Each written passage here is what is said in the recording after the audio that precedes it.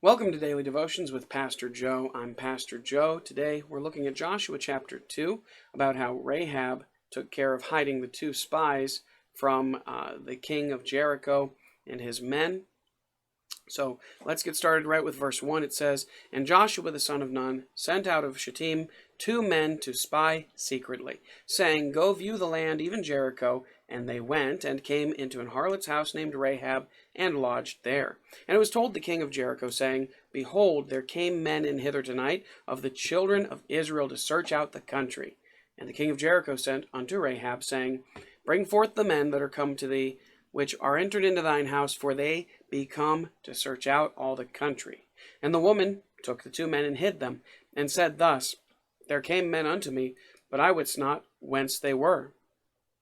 And it came to pass about the time of shutting of the gate, when it was dark, that the men went out. Whither the men went, I wot not. Pursue after them quickly, for ye shall overtake them. But she had brought them up to the roof of the house, and hid them with the stalks of flax, which she had laid in order upon the roof. And the men pursued after them the way to Jordan, unto the fords, and as soon as they were which pursued after them were gone out, they shut the gate. And before they were laid down, she came up unto them upon the roof. And she said unto the men, I know that the Lord hath given you the land, and that your terror is fallen upon us, and that all the inhabitants of the land faint because of you. For we have heard how the Lord dried up the water of the Red Sea for you, when ye came out of Egypt, and what ye did unto the 2 kings of the Amorites that were on the other side Jordan, Sihon and Og, whom ye utterly destroyed. And as soon as we had heard these things, our hearts did melt, neither did there remain any more courage in any man because of you. For the Lord your God, he is God in heaven above, and in earth beneath. Now therefore I pray you, swear unto me by the Lord, since I have showed you kindness, that ye will also show kindness unto my father's house, and give me a true token. And that ye will save alive my father and my mother and my brethren and my sisters, and all that they have, and deliver our lives from death. And the men answered her, Our life for yours, if ye utter not this our business. And it shall be, when the Lord hath given us the land, that we will deal kindly and truly with thee. Then she let them down by a cord through the window, for her house was upon the town wall, and she dwelt upon the wall. And she said unto them, Get you to the mountain, lest the pursuers meet you, and hide yourselves there 3 days, until the pursuers be returned, and afterward may ye go your way. And the men said unto her, We will be blameless of this thine oath, which thou hast made us swear. Behold, when we come into the land, thou shalt bind this line of scarlet thread in the window, which thou didst let us down by, and thou shalt bring thy father, and thy mother, and thy brethren, and all thy father's household home unto thee. And it shall be that whosoever shall go out of the doors of thy house into the street, his blood shall be upon his head, and we will be guiltless. And whosoever shall be with thee in the house, his blood be on our head, if any hand be upon him. And if thou utter this our business, then we will be quit of thine oath, which thou hast made us to swear. And she said, According unto your words, so be it. And she sent them away, and they departed, and she bound the scarlet line in the window. And they went and came unto the mountain, and abode there 3 days, until the pursuers were returned. And the pursuers sought them throughout all the way, but found them not. So the 2 men returned and descended from the mountain, passed over, and came to Joshua the son of Nun, and told him all the things that befell them. And they said unto Joshua, Truly the Lord hath delivered into our hands all the land, for even all the inhabitants of the country do faint because of us. That's the conclusion of Joshua chapter 2. And so Joshua sent 2 spies into the land. He didn't send 12 the way Moses did. And he sent them seemingly, it says secretly, it seems that he sent them without letting Israel know anything about it. He didn't make it a big public thing. He didn't make it a member of every tribe the way that Moses had. He didn't trust a democratic vote on what they ought to do. He learned his lesson the first time. He learned from the mistake Moses made that you need advisors who trust God. You don't necessarily need to know everyone's opinion when you have good, godly advice. The two men may have had the opportunity to spy out the land at least for a little while that day, but it really seems as if they were just there that very day. It doesn't seem like they were there very long to try and spy out the land. But because it says, verse 2, there came men in hither tonight of the children of Israel. And so it's not like they had a lot of time to spy out the land. They had come into town. They were just getting settled in for the night, and they had come across Rahab's home. It doesn't seem like they were there very long before they were found out. They found a place to rest their weary bodies in the house of Rahab. Now, Rahab's a harlot. Might as well address this a little bit. Adam Clark says this about Rahab. He says, harlots and innkeepers seem to have been called by the same name, as no doubt many who followed this mode of life from their exposed situation were not the most correct in their morals. So he takes basically in his commentary the position that Rahab was called a harlot, whether she really was or wasn't, because she was an innkeeper, and he tries to sort of whitewash the story a little bit. John Wesley notes that she's called a harlot in the Old Testament multiple times, as well as in the New Testament by the apostles, and notes that the men had only come there seeking a place to lie down and rest, but were kept from getting any rest because of the city coming after them. And so he doesn't make any attempts to whitewash the story. He simply says, yeah, she was a harlot, but they were only there looking for a place to rest. It's not a big deal. Another commentator says this: her house was probably recommended to the spies by the convenience of its situation. You know, it was a place that was designed for people to come and to lie down without any knowledge of the character of the inmates. But a divine influence directed them in the choice of that lodging place. Or in other words, this commentator is just saying it doesn't really matter that she was a harlot. It seems, according to the account the Bible gives us, that she definitely was, and it's not that big of a deal because the spies were probably just directed there by some of the locals. They said, hey, where can we find a place to sleep tonight? And in this town, they said, oh yeah, go over to Rahab's house. She has plenty of places for you to sleep. So regardless of whatever the case might be, it doesn't really matter. It doesn't make that big of a difference, but this we can learn from it for sure.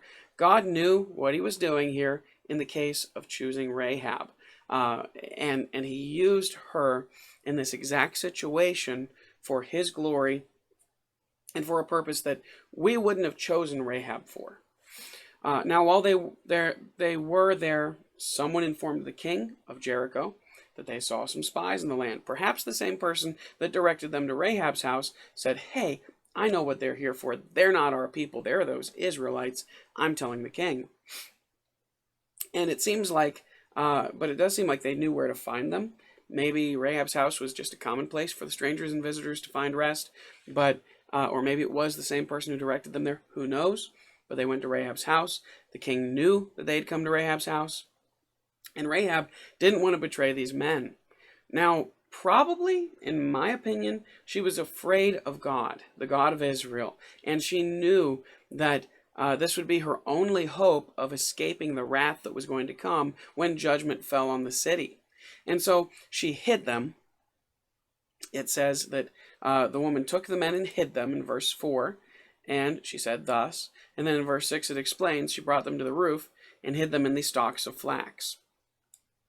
And so she hid them rather than exposing them to the people. And then she told the men, oh yeah, there were some men here, but I didn't know who they were, and they left, which clearly was a lie. It wasn't the truth. Yes, that was a sin, and that's another thing we always try to address when we talk about Rahab, right? But see, the thing is, even though it was a sin, God often uses the sins of sinners to bring about the benefit of his people. That doesn't mean that God made her sin, made her lie that day. He could have easily gotten them out of the situation a million other ways, but he decided to use her sin, her lie in that moment to benefit his people. God knows that the individuals are going to sin, and he uses the resultant situation of their sins in a way which benefits his people and brings him glory. John Wesley notes that it's possible that, and here's what he said, she being an heathen might think that an officious lie is not unlawful, or in other words, a lie that's for the good or the benefit of, it's for a right reason, might not be a big deal. Though it's not necessarily a complete excuse, consider that she wasn't an Israelite. She didn't have proper access to the law of God, the law of Moses, and so we can't really hold her to quite the same standard that we would have to hold ourselves today. She didn't necessarily know as well, and in the same way that we know, that lying is sin, lying is wrong. The guards ran out of the city trying to pursue the spies. They trusted Rahab. They believed her, which just shocks and surprises me, but it really shouldn't. They believed that Rahab would tell them the truth. They were hoping to catch them, and they had the gates locked behind them tight so that nobody could come in or out after they were out there. Now, Rahab told the spies that the city was terrified of their God, that their hearts melted because they knew the Lord was going to deliver Jericho into their hands, and she asked them to spare her and her family for the kindness that she had showed by sparing them. And this is really where I like to focus on the story here. She's letting them down out of the city. She tells them, we heard about how the Lord dried up the water as you left Egypt. We heard about how you defeated those kings on the other side of Jordan. We heard about all of these mighty things that God has done for you, and our hearts melted. Please spare us. Show us some kindness. And the men give her an answer. And they said, yes, we're going to spare you, but they gave her 3 conditions that she would be spared if she followed these 3 conditions. First, if she told anyone the spy's business, the deal was off. It was over. She said, they said, if you let anybody know our business, we're done. We're going to be quit of our oath. It's over. You're not going to get your condition here. They would have nothing to do with her if she let the city know what Israel was up to. In her profession, whether it really was a harlot or an innkeeper, she would have many opportunities to talk to people. It would be a huge temptation to spill the news that the city was going to be overtaken, and maybe even ask some of her friends or suitors that if they wanted to join her in the home in order to be safe. It would have been the fear of the town and the thought on everyone's mind, so certainly it would have come up in conversations often. And so if she was involved with any fellows in her home, it very likely would have come up in conversation, and she would have had to keep her mouth shut about it. Don't tell anyone our business, or the deal is off. The second thing, take that scarlet cord, that scarlet thread that you lowered them down by, which in order to lower 2 men down a wall, it wasn't a little thin thread like a sewing needle and thread. It was a cord. It was a rope that was a reddish purplish scarlet color, okay? And so it's a red rope that she let them down by. Who knows why she had a red rope in particular. But they said, bind this in your window when we come to conquer the town. Now this would have been a clear visual indication of where she was to Israel, but it also would have made the people of the city question what she was up to. In my mind, I wonder how scared she was at the prospect of having this sign in her window, which was really meant to represent mercy, but which undoubtedly would make some of the people question her loyalty to the city. In a similar way, we have the blood of Christ on our lives as Christians, and while it's a sign of God's mercy towards us, it also angers some of the people in this world because they know that it means that we're not loyal to the life of sin we used to live, and they find us as traitors, right? And I sort of think that maybe and I don't know whether she bound it in the window immediately, I think she did, or whether she waited until they came to town. Either way, the people would have seen that cord and said, what on earth are you doing? Does this have something to do with Israel? I would think. But in the same way, Christ's blood on our lives represents that mercy, but it also makes the world hate us even more because we're not loyal to them, we're loyal to Jesus. The third thing, if her family wasn't in her house, they would be excluded from the mercy. To obtain mercy, they had to be in the place where the scarlet cord was applied. They couldn't leave its security, they couldn't trust in another home. If they didn't remain under the scarlet cord, they were at risk of losing their lives.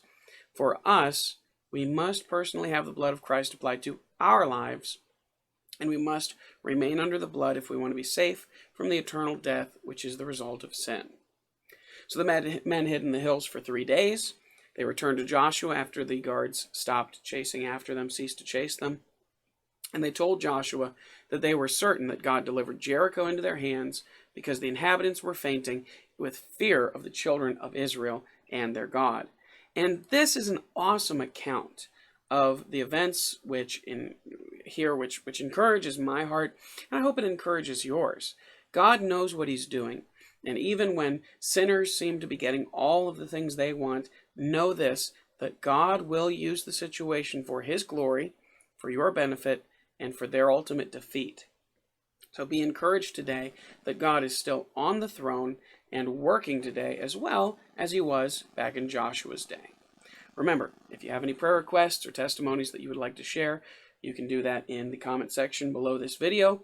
God bless. Keep encouraged. Keep your eyes on the Lord today. I'll see you later on another daily devotion with Pastor Joe.